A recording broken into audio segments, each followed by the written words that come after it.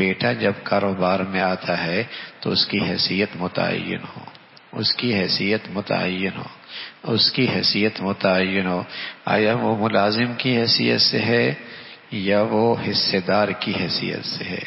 اگر ملازم کی حیثیت سے ہے پھر اس کی مناسب تنخواہ مقرر کرنی چاہیے۔ کیوں؟ اس لیے کہ کل اگر دوسرا بیٹا شریک ہو گیا یا کل اگر والد کا انتقال ہو گیا اور اس کو صرف جیب خرچی ملتی رہی اور 20 سال 15 سال وہ والد کے ساتھ کاروبار میں شریک تھا، اب باپ کا انتقال ہو گیا تو اس مال میں تو وراثت تقسیم ہوگی۔ یہ نہیں کہہ سکتا کہ میں نے ابا کے ساتھ 15 سال تو کام میں کیا، میرا حصہ زیادہ ہونا چاہیے۔ نہ، شریعت نے جو حصہ مقرر کیا ہوگا وہی ملے گا۔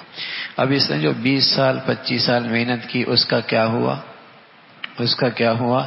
غلطی کہاں ہوئی کہ جب یہ کاروبار میں آیا تھا اس کی حیثیت مقرر نہیں کی تھی۔ اگر اس کی حیثیت ملازم کسی ہوتی اور اچھی خاصی سے تنخواہ ملتی رہتی تو ٹھیک ہے، اس نے اپنے ہر مہینے کی تنخواہ لی ہے، والد کے انتقال کے بعد شریعت کے مطابق تقسیم ہوگی، اور اس نے اگر 3 لاکھ 4 لاکھ ہر مہینے لیے تو اپنی مزدوری لے لی اس نے۔ اور اگر باپ نے اس کو حصے دار بنا دیا، ایک حصے میں یا آدھے میں یا نصف میں یا تہائی میں حصے دار بنا دیا تو ٹھیک ہے، اس کی محنت کی مزدوری مل گئی۔ اب بقیہ جو حصہ ہے جو اس میں اس کا بھی حصہ ہوگا اور باقی جو اس کے ورثاء ہیں ان کی وراثت کا حصہ بھی ہوگا، اور اس کا اپنا حصہ جو اس کے شیئر ہیں اس کاروبار میں وہ الگ سے ہوں گے، اس میں وراثت جاری نہیں ہوگی۔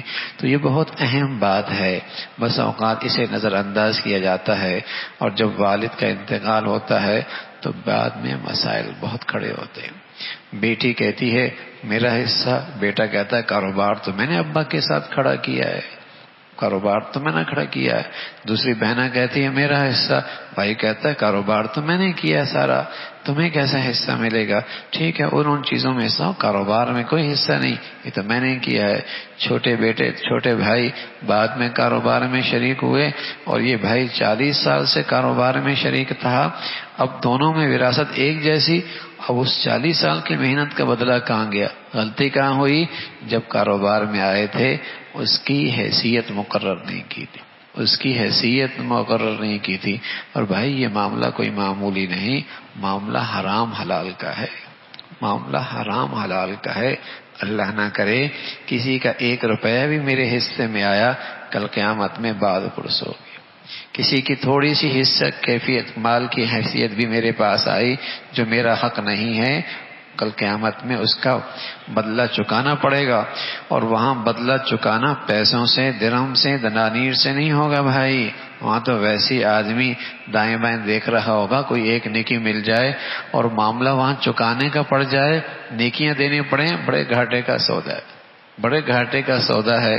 تو معاملات بہت صاف ہونے چاہیے، معاملات بہت صاف ہونے چاہیے۔ تو بیٹی کی کاروبار میں کیا حیثیت ہے وہ طے ہونی چاہیے۔